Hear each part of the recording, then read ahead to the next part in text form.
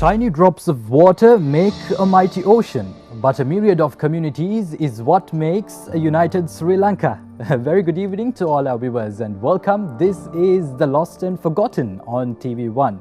Today's topic of discussion will revolve around the Bharatha community of Sri Lanka and its people who have been inhabiting this land for several years. Joining me in the studios this evening to discuss about the Bharatha community is Dr. Zameer Careem from the University of Colombo. Good evening to you, Zameer. Welcome to the show. Very good evening, Hassaan, and thank you for inviting me. Zameer, let's start off by talking about the arrivals of the Bharathas. Now, it is said that the Bharathas originated from South India. How far is this statement correct? Do you agree with it? Okay, so when it comes to the Bharatha community, the Bharathas have engaged in fishing as well as in pearl fishery, conch shell collecting, salt production for several centuries. Since time immemorial, the Bharatha community has been involved in various professions, especially to do with maritime trade and various others. So talking about their origins, there are various theories to how the Bharatha community originated. So the Bharathas at present identify themselves as Dravidians. There are various theories from where these Bharathas came to our country. So one theory is that the Bharathas originated in the Indus Valley civilization, that is the Mohenjo-daro Harappa civilization, and they were originally there and then they later moved southwards. That is one theory. Another theory is that they lived in Ayodhya as well as they were engaged in fishing in the Yamuna River. So they lived on the basins of Yamuna River. And then they later moved, this was before the period of Mahabharata, okay, and then they moved southwards. That's a second theory.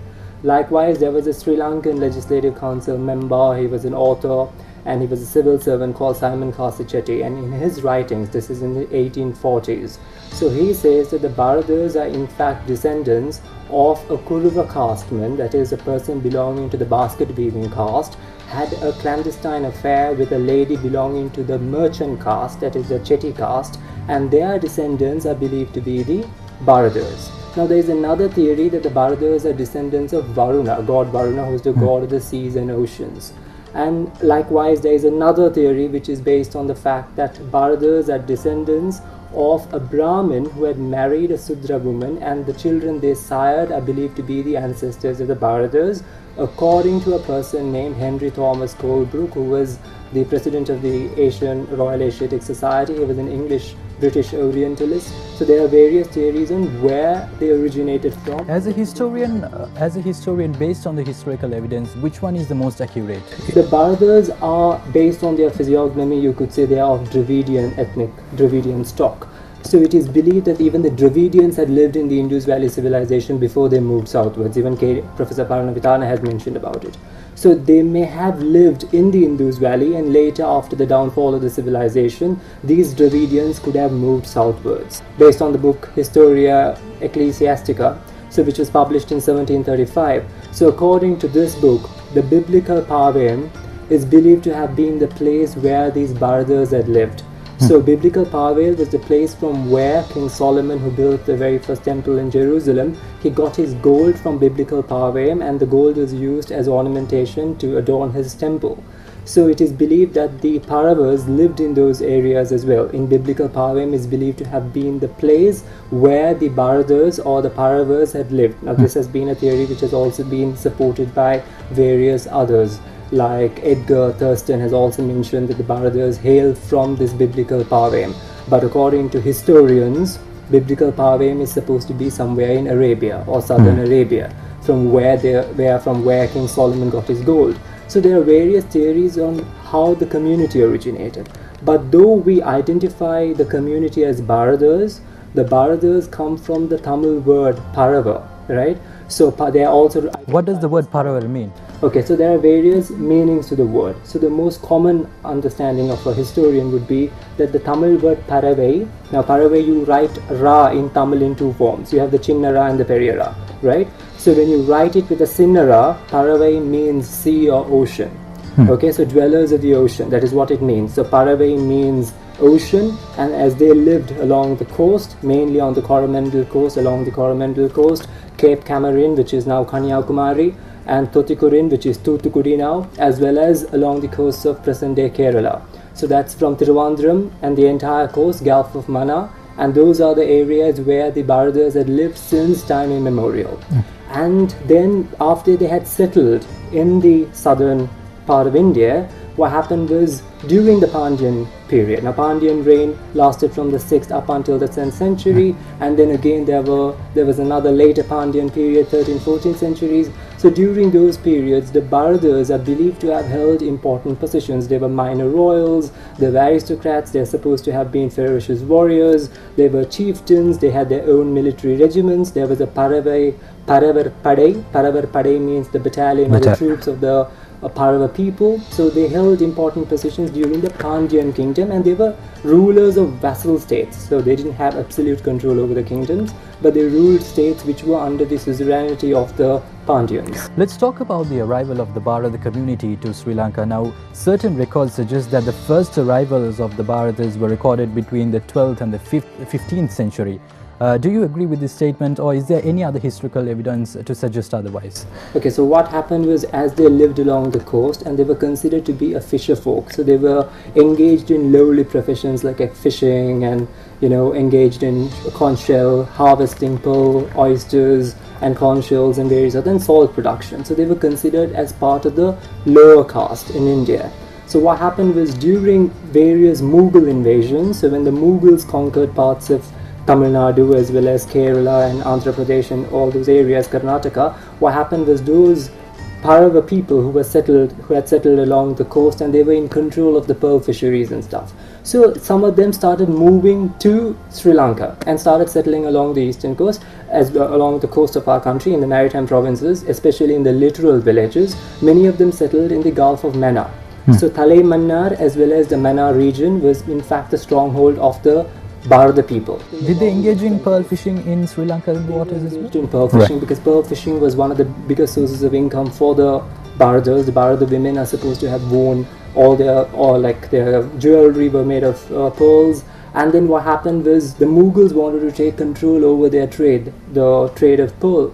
So they wanted to take control over the trade of pearls as well as the pearl harvesting and all those oysters and everything. So what happened was, the Bharathas required the help of the Portuguese in order to battle against the Mughals, because the Mughals, the Arabs, the Afghan invaders who moved southwards, they wanted to take control of the pearl industry. That is when the Bharathas went to Goa. They sent a contingent to Goa to meet the Viceroy of Goa and requested the aid of the Portuguese in order to oust these Mughals from these coastal hamlets. And the Portuguese requested them to convert to Catholicism. So this was in Sri Lanka as they continued to live? This happened in India, in South India. So certain families, they moved to Goa being the ecclesiastical capital of Portuguese India back then. Many of them converted to Catholicism, and some of them later moved to Mannar, because Mannar was also a place where you found those pearl fisheries, quite popular back then. And the Portuguese wanted to take control of it, and they were given the right to engage in pearl fishery, and they managed to stay away from the attacks of the Mughals. Right. Certain Sri Lankan kings are said to have recruited the people of the Bharatha community into their armies and battalions. Is that statement correct? It is correct, because King Parakrama VI of Korte, there was a time when the Arab traders are believed to have settled along the western coast of our country, especially in the Puttalam area, and they had some sort of a conflict with the native tribes. They are called the Mukwars, if I'm not mistaken. The Mukwars, it's a contentious topic, because the Mukwars were in favor of the Arab settlement on the eastern coast. On the episode that I spoke about the Afghan community, the Mukwars they provided refuge to the Afghans and the Turks who had come to our nation. So there is a bit of a confusion whether the Mukwars had some sort of a rife with the Arabs. But anyways, the Sri Lankan king wanted to get rid of these Arabs who had settled along the western coast of our country, and it isn't sure whether they had some sort of a rift with the Mukwars, but they did want to get rid of the Arabs because they were foreigners and they wanted to take part in trade. And that is when the Sri Lankan king Parakrama VI, this was in 1415, recruited these Bharathas in order to get rid of the Arabs from the western coast of our country, and the Bharathas were allowed to establish permanent settlements along the western coast, that is from Nigambo, Chilau area all the way up until Mannar. All those the literal villages, those fishing hamlets, were occupied by the Bharathas because they were engaged in fishery and pearl fishing and harvesting conch shells and all that. Zameer, it is said that the Bharathas arrived during the period of the British as well, and they were engaged in occupations in the Colombo port. Talk us through the lifestyle of the Bharathas during the British rule in the country. Okay, so from the Portuguese period up until the British colonial period, the Bharathas continued to come to our country.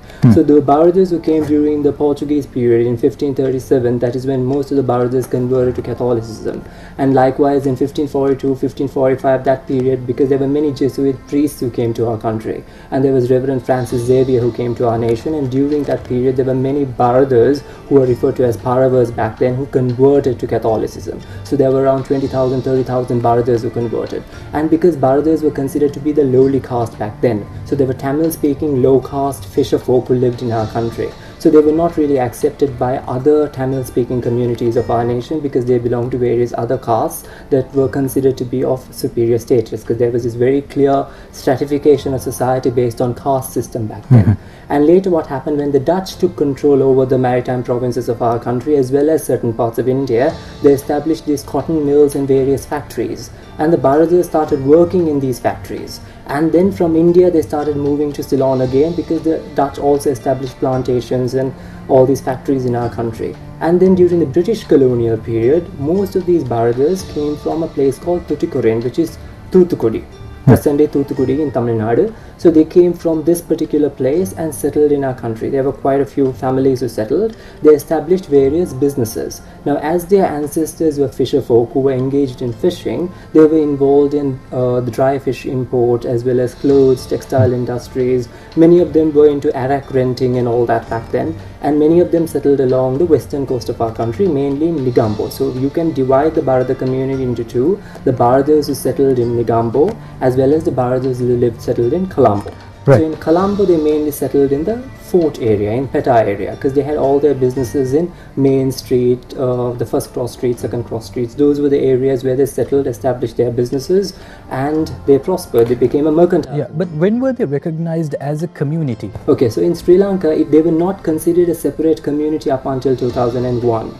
So prior to that, they were considered to be part of the Tamil-speaking community because they spoke Tamil. So Tamil is their language. Now in India, they are considered a caste, not an ethnic group. Right. But in Sri Lanka, we consider the Bharathas to be an ethnic group instead of being considered a caste. Now even today in India, for example, there was a person called K.R. Narayanan who became the president of India. So he was from the Parava caste. So the Paravas are believed to be of lowly caste in certain states of India. But in Sri Lanka, they are categorized under an ethnic group, and many of them prospered during the British colonial period because they were engaged in various businesses, and many of them established their businesses in Petta region as well as in Negombo because they were the people who continued to practice Catholicism despite the fact that the Portuguese had left. I think, Zameer, interestingly now, since you said that the Bharathas were considered to be Tamils, we know that Tamils often practice the religion of Hinduism. Is that the case with the Bharathas as well, or did they practice several other religions? You spoke about them practicing Catholicism as well. Now, when the Mughals tried to conquer parts of Tamil Nadu, they requested the help of the Portuguese in order to get rid of these Mughal invasions, and to prevent future incursions and forays from the Arabs. They requested the help of the Portuguese. So what did the Portuguese do? The Portuguese said, okay, we would extend our support to you if you convert to Catholicism, as well as you should also give a share or sum of money when they engage in pearl fishery and stuff. And then the Portuguese were given control of the pearl trade in the Gulf of Mannar as well as along the Coromandel coast and various other parts of India. So during the 16th century, what happened, many of these Bharathas who settled in our country, especially on the western coast in Mannar, they converted to Catholicism because they requested the help of the Portuguese. So the Portuguese said that we would help you only if you convert, because originally the Bharathas were fisher folk. I don't know whether you have heard of this watercraft known as catamaran. So catamaran comes from the Tamil word kattamaram. So the Bharathas are believed to have used these watercrafts with multiple hulls. So katte is to tie, maram is wood. So kattamaram was in fact used by these Bharathas, such as there was Vellam and Thoni. These are all types of watercrafts that were used by the Bharatha community. And this has also been mentioned in the writings of various Jesuit priests who settled along the western coast. And they continue to practice Catholicism irrespective of the fact of whether the Dutch were ruling our country or the Portuguese or the British. Interesting. Let's talk about the culture of the Bharathas as well. As we know, every community, as we have been discussing on this show as well, every community has their own unique way of practicing several rituals, their own clothing and cuisine as well.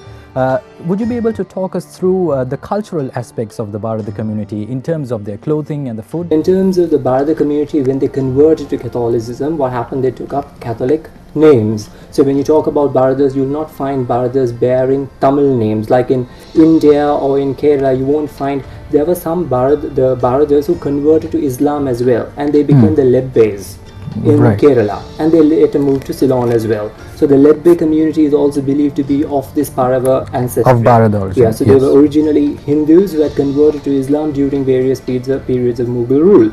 And those who converted to Catholicism took up names such as the Portuguese names, because the Portuguese were the godparents. So Rodrigo, Paiva, Mota, Silva, Soiza, Souza, Paiva, Kunge, Cavallo, Roche, and these are like some of the most Gomes, for example. And Fernando is the most common surname among the Bharathas. Is it unique to the Bharathas? It's not unique to the Bharathas. You'll find Fernando common among the Low Country Sinhalese as well as among Portuguese workers as well. But for example, Reverend Emmanuel Fernando is the most common name among the Bharatha, but the Bharathas number less than 2,000. I think he's considered to be the first Bharatha bishop of Sri Lanka. The bishop, and there were many others, like there were many others who settled in Negombo, because most of those churches and chapels, seminaries and nunneries and convents that were established by the British were managed by the Bharathas which were established by the Portuguese, were managed by the Bharathas when the Portuguese left our country. So all those Catholic churches in Negombo as well as some of the Catholic churches in Colombo are still patronized, run by these Bharathas, because most of the Bharathas prefer their children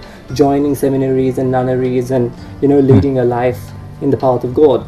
So most of them are staunchly Catholics. And talking about their clothing, especially during the British colonial period, they did wear the Western clothes, and they didn't have a specific distinctive garment, nothing else. What was the attire they were wearing when they came to the country initially? Okay, so during the Portuguese colonial period, the women are believed to have worn a lot of pearls. So because they were involved in pearl fishery and stuff, they wore earrings that were so heavy that it used to basically tear the earlobes, and that's how heavy those pearls were.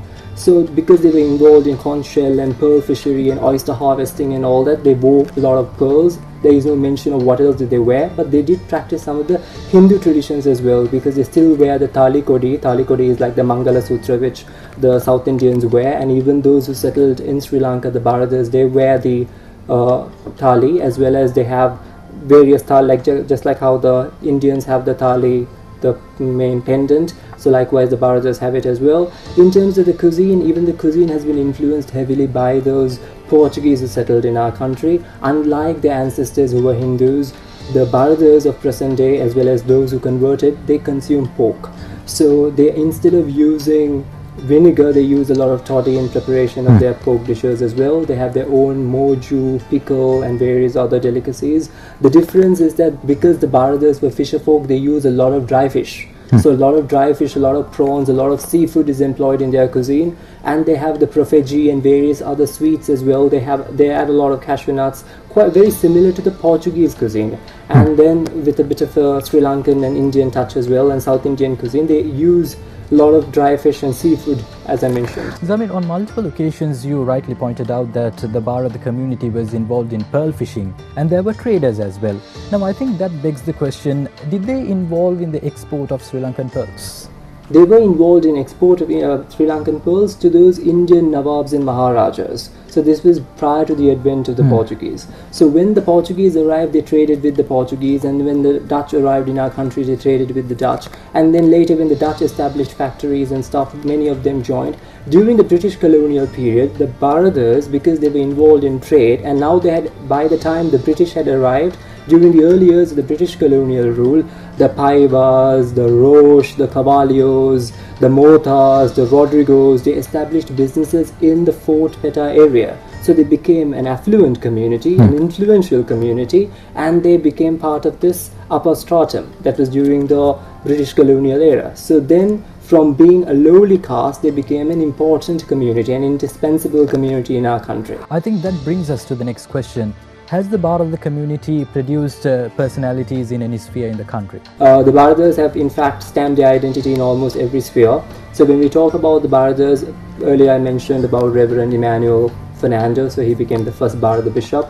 Likewise, there were many others like Nicholas de Cruz. He was a philanthropist, he was an altruist, he was attached to Negombo as well. He was the first president of the Negombo Bharatha Association. There are Bharatha associations not just in Negombo but also in Colombo. There is Bharatha association in Kotahena as well. So the de Cruz family have rendered great services in order to uplift not just the churches but also the Bharatha community in general. Likewise, the Paiva family, they established various businesses in the Fort region. Likewise, G.C. Roche, the family was involved in importing butter from Australia, so they were the first family that was involved, and they also had their First family involved in importing butter to Sri Lanka. butter from Australia specifically. Right. And there are many others from this Paiva family, and there was a man named Sir Donatus Victoria.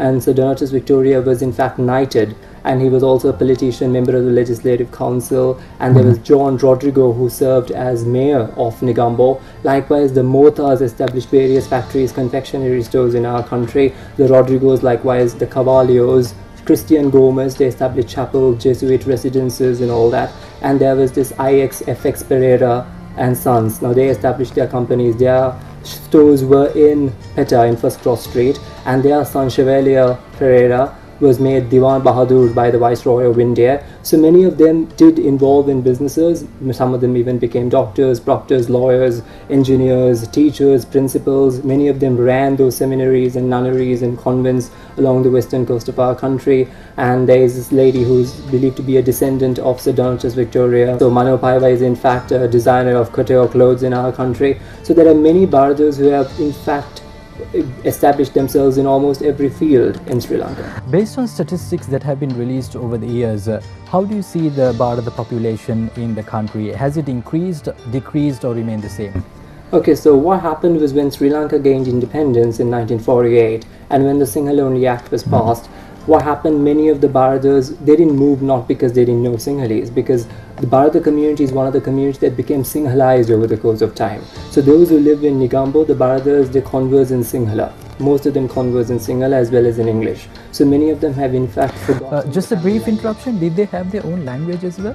No, they spoke Tamil. When they first came to our country, for many centuries they spoke Tamil. But what happened was during the British colonial period, they became an educated class. So then they started learning English as well as they did communicate in Sinhala and Tamil because they were engaged in various businesses. But those who lived in Sinhala majority areas managed to pick up the Sinhalese customs as well as the language as a result of acculturation and cultural assimilation. So they have become a Sinhalized community over the course of time, especially those who live in Negombo, because when you go to various churches like St. Mary's Church and Lady of White Snows or St. Sylvester Church or St. Joseph's Churches, all those areas, many of them speak Sinhalese. And then when it comes to Colombo, those who live in Kotena or Kotanjene, they speak Tamil. But the difference is that the Tamil that is spoken by the Bharathas is very similar to the Tamil that is spoken in South India. So it's not like the Jaffna Tamil dialect or the dialect that you'll find in the northeastern parts of our country. They have a unique dialect. It's the South Indian way of speaking Tamil, and which some consider as Kocha Tamil.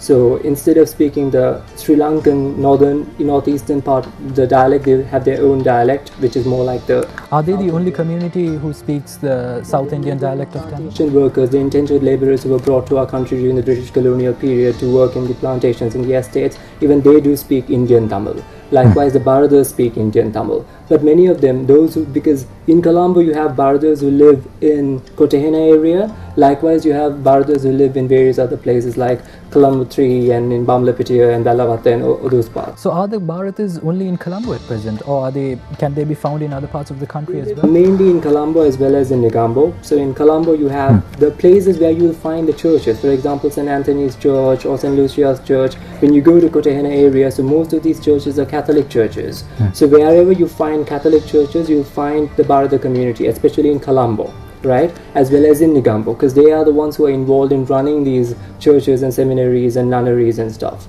So they devote themselves to the service of religion. So what happened to the Bharatha community that settled on the eastern coast that was involved in pearl fishing? Have they died down? No. What happened was eventually they started settling along the western coast of our country, mainly the Gulf of Mannar.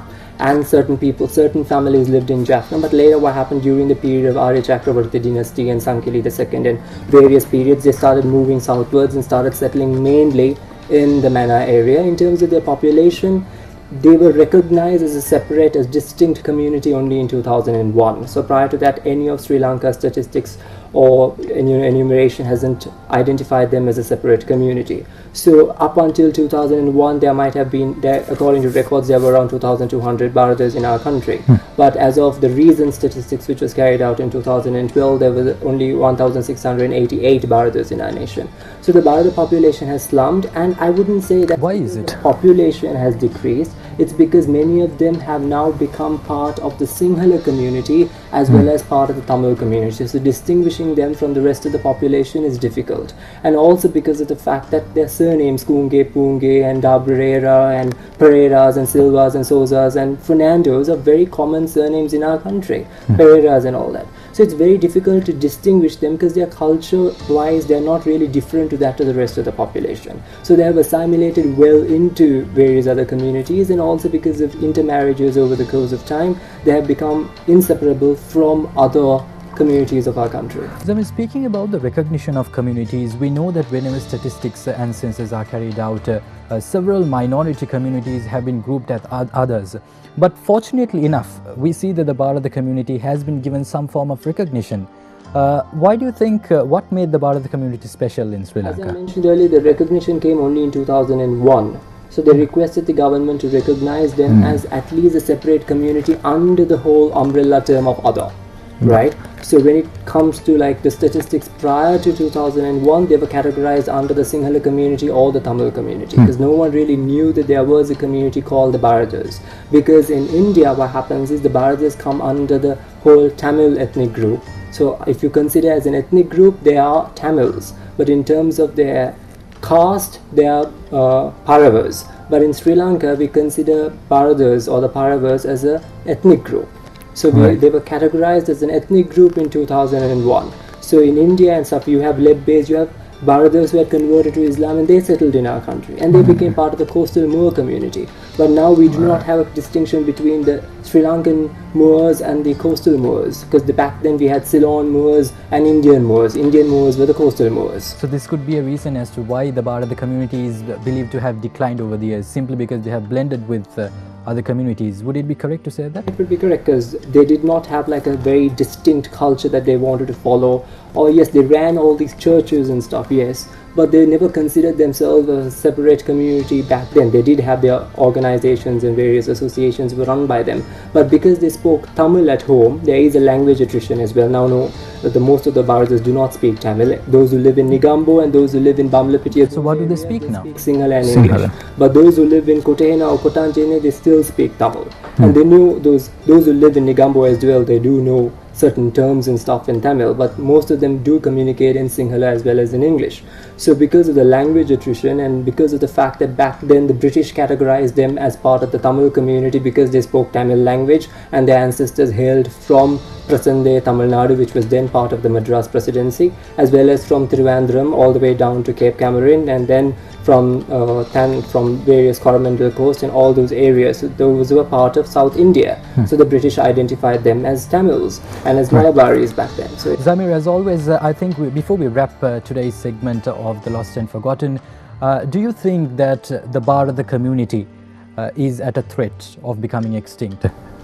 When you consider various minority groups, they are all on the brink of extinction. When you consider the Sindhis or the Parsis and various other communities, including the Bharathas, because they number less than 2,000. So there is a need to preserve their heritage, culture, ethos, customs for posterity. So if necessary steps are being taken, if you raise awareness about these minority groups by organizing lectures or even TV programs as such, or anything that could make the Sri Lankan population know about such communities that continue to live in our country, whose ancestors and the community has rendered yeoman services to our nation. Indeed, indeed. That is the objective of this exercise as well here on The Lost and Forgotten. That is to apprise the Sri Lankan community of various minorities that have lived in this country for several years.